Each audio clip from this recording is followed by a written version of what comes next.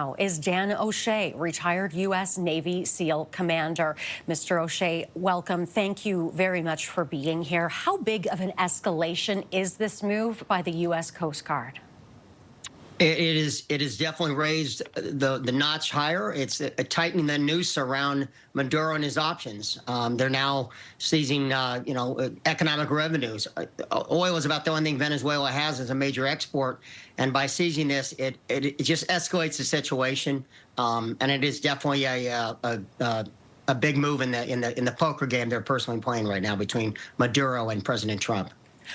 What do you make of the way in which this oil tanker was seized? Well, this is a standard mission. This is something I used to train for and do out in in my workups out in San Diego years ago.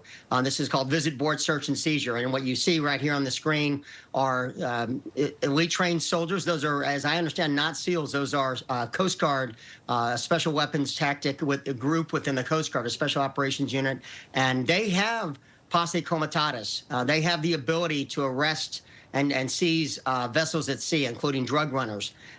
So I think he used the Coast Guard for this reason here, probably advised by his attorneys.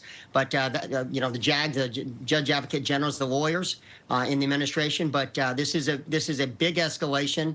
It's you're seizing a tanker that's got how many millions of gallons of fuel, and what that the value of that tanker alone. So it is definitely raising the stakes in this high stakes poker game between these two countries.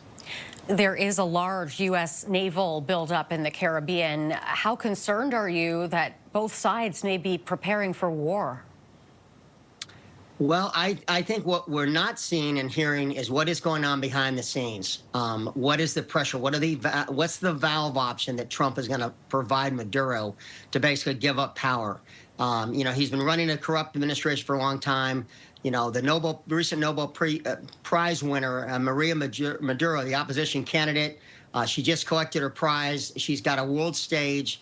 She's talking that she will return and that she's in support of not only the seizure of this tanker, that it is having an effect. And she's probably the rightful winner of the last election.